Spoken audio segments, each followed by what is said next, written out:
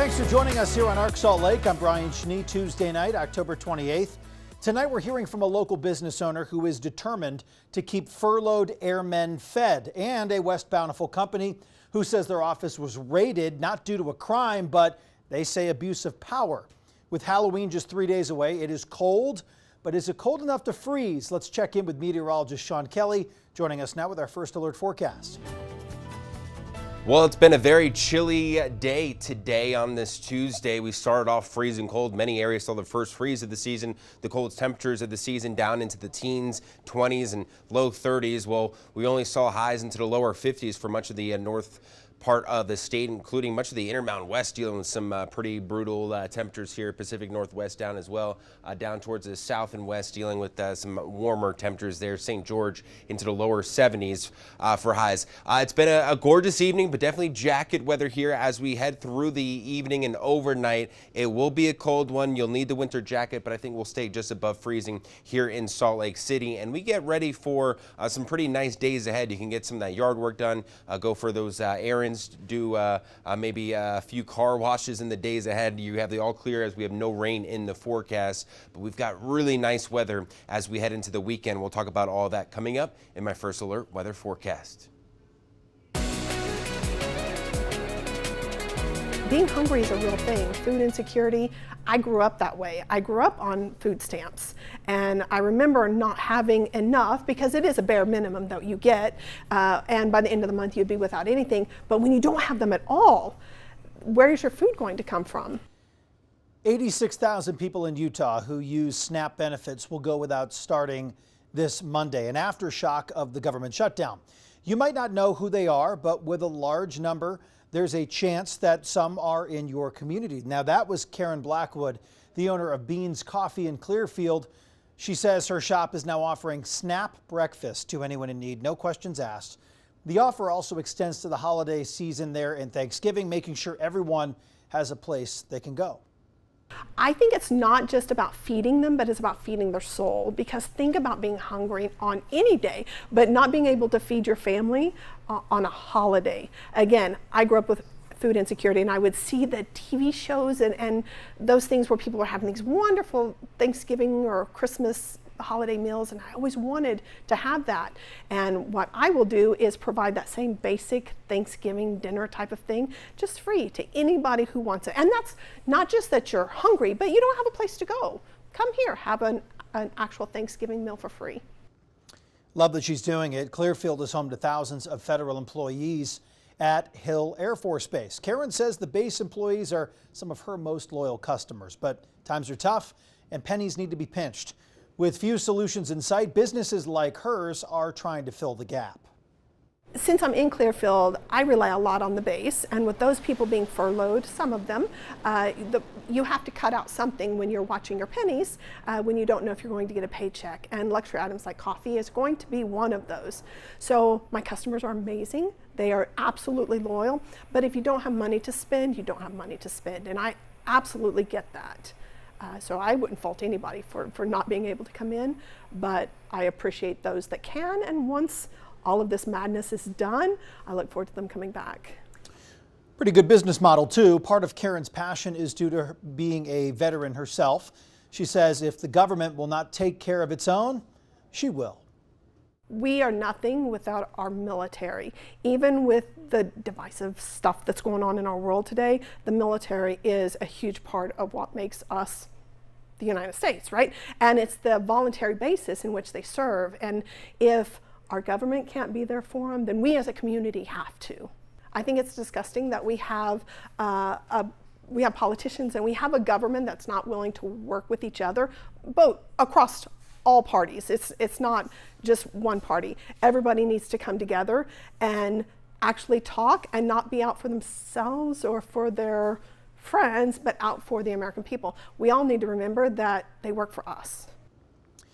Clearfield Councilman Tim Roper told 2 News today that those who rely on SNAP will be turning to community food banks and church-affiliated resources in Davis County as the city faces the loss of paychecks for many of its 22,000 federal employees. Roper says that it's a 1-2 punch that is stressing Clearfield's safety net with little that can be done at the city level. He's calling on state and federal leaders for unity. We need to put our political differences aside. We need to put our country before policies and party out there. I love that on a city council level, we're nonpartisan. And we talk about this all the time as a city council, to put maybe our political differences aside so we can do what's right for Clearfield. And that's what we need to do for our country right now. Councilman Roper talking to our Liv Kelleher today, and also says Beans Coffee is not the only local business stepping in to help. Our coverage of this topic continuing here. State leaders are asking Utahns to substitute SNAP benefits by stopping by their local food pantries or their food banks. And leaders from the Utah Food Bank say they're concerned they might not be able to feed everyone. We can only work within the boundaries we have. So much square footage, so much room in our fridge and freezers, so many trucks and drivers to deliver that food, and so many pantries to receive it. And the bigger challenge comes on the other end, where pantries are limited in size. A lot of them have very small fridge and freezer capacity. Most of them are run by volunteer help, and they're only open a few days a week. So even if they had a larger space, or if they had more days of the week to work, we can only give out what food we have.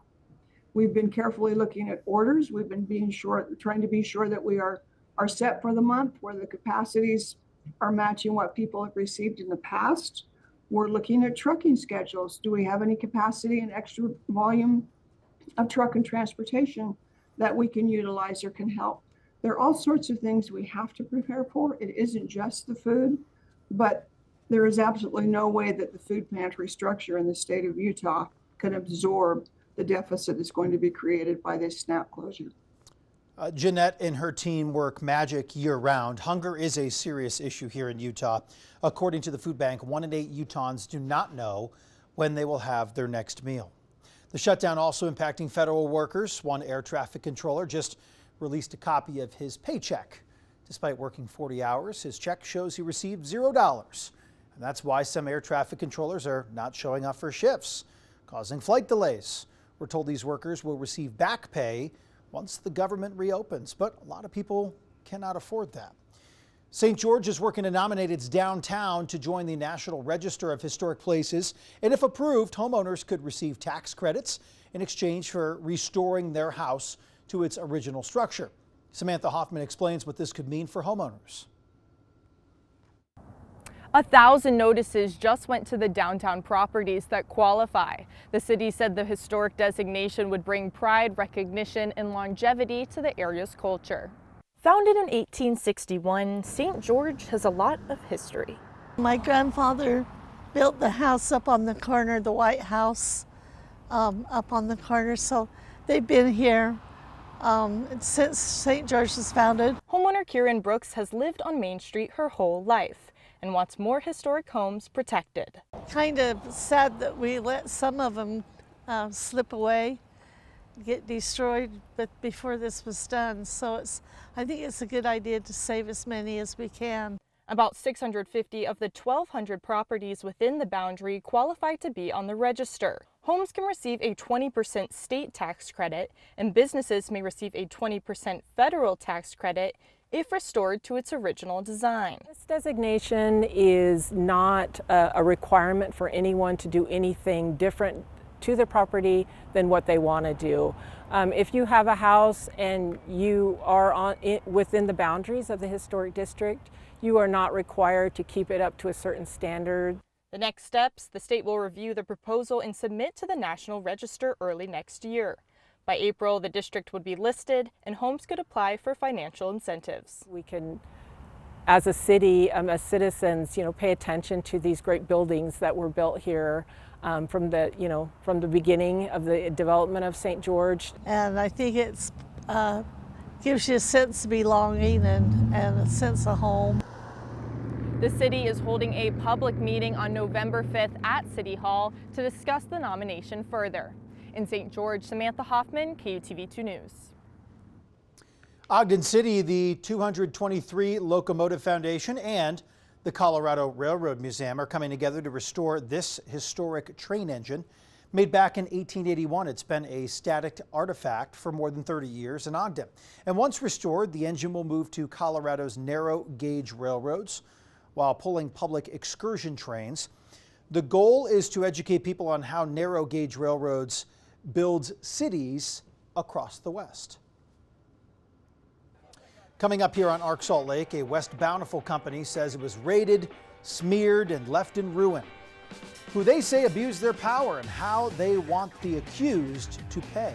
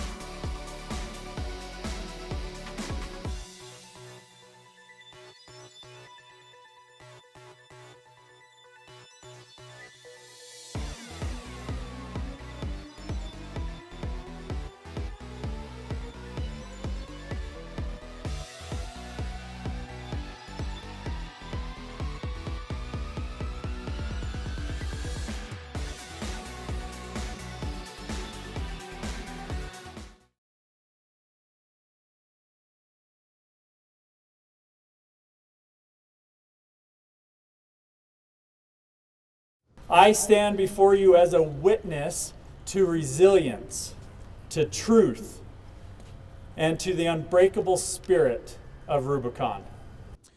Thanksgiving week 2023, Rubicon office staff say the day started like any other would. They were gathered for a normal weekly meeting. The office was stormed by individuals wearing bulletproof vests and badges around their necks, claiming to be with the Attorney General's office from here in Utah. They flashed a warrant and started calling out names of employees they plan to either speak to or arrest. Questions swirled as news cameras rolled. Our office was raided, searched, and violated. Our people good people were called out by name and escorted away in handcuffs, spending Thanksgiving behind bars. Correct. I don't believe that was our news cameras, but there were other news cameras there that day. The company says their hard-earned reputation shattered overnight. In November 2023, the founder and 6 executive members of Rubicon Contracting were charged with 14 counts each of aggravated human trafficking. The group was accused of recruiting about 150 people from Mexico to work for the company using H-2B visas. Once in Utah, charging documents allege the victims were paid very little, if at all, and forced to live in unacceptable housing provided by Rubicon, while also being forced to pay rent under the threat of deportation. Now the group is accusing former Utah Attorney General Sean Reyes and his office of abuse of power. We held fast to what we knew was right. When they tried to silence us, we spoke with integrity. When they tried to break us, we became stronger. And today, we stand not as victims, but as victors of truth. We say to Sean Reyes and those under his direction who abuse their power, we will hold you accountable. We are filing a lawsuit against those who sought to destroy what we built. This is a step toward rebuilding what they tried to erase. Because when power goes unchecked, freedom falters. And when truth is buried, courage must rise.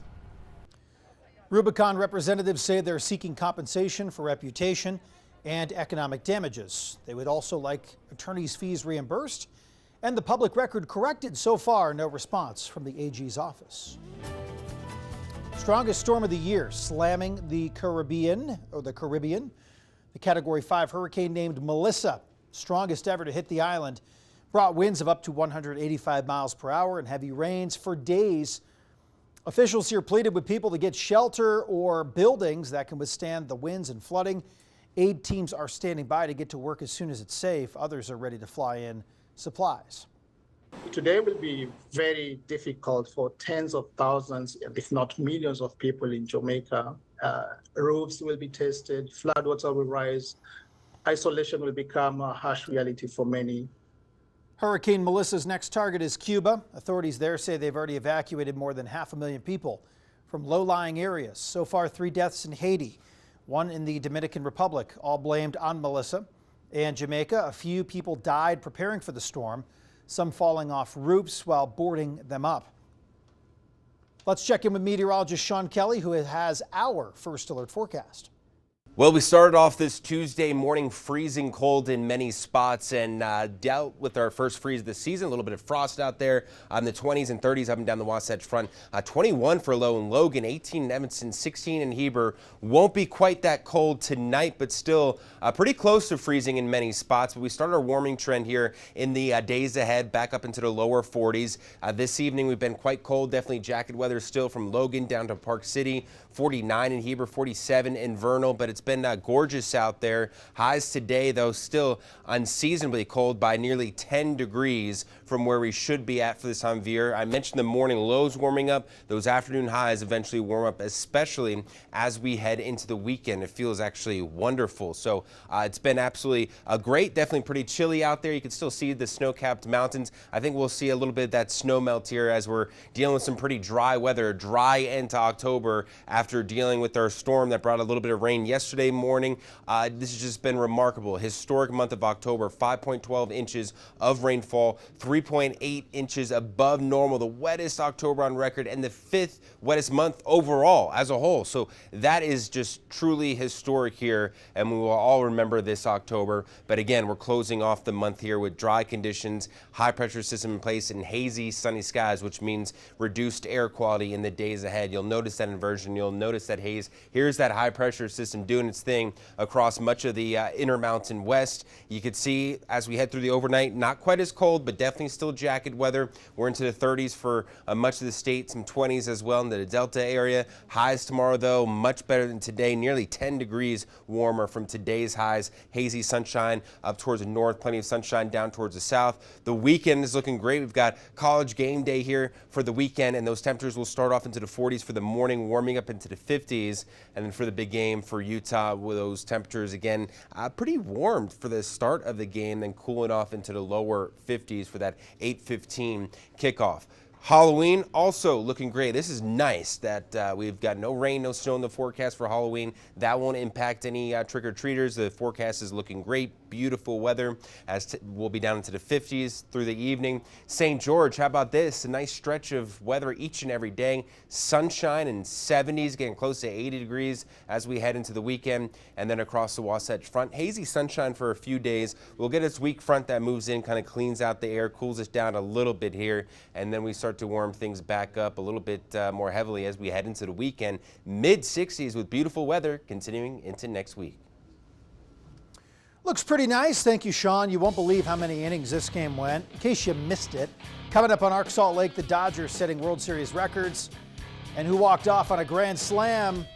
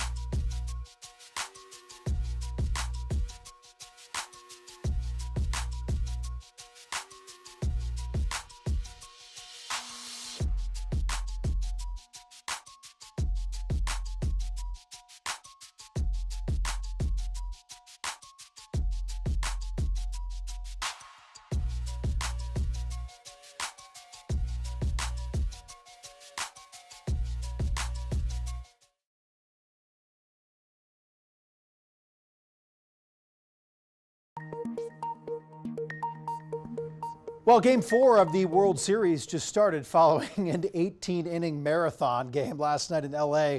No way I was staying up for this one. The Los Angeles Dodgers beat the Toronto Blue Jays in Game 3. LA's superstar Shohei Ohtani had an incredible performance, as he typically does. 4 hits, 2 homers, 4 walks. That's a lot of walks. I guess it went a lot of innings, so it makes sense. 18 innings, matching the longest World Series game ever. And in the end, it was a walk-off home run from last year's World Series MVP, Freddie Freeman, that delivered the win for the Dodgers in style. The Dodgers now have a 2-1 lead in the best-of-7 series. It's really fun, too. You should watch.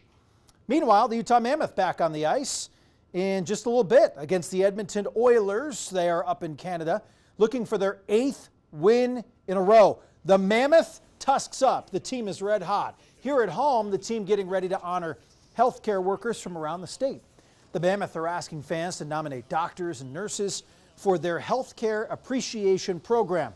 Go to the team's website. Selected healthcare providers will be honored at 5 different games this season. They'll also get a Mammoth jersey and a $500 grant. Thanks for joining us tonight here on Arc Salt Lake. We are back tomorrow at 7. Enjoy the evening. We'll see you.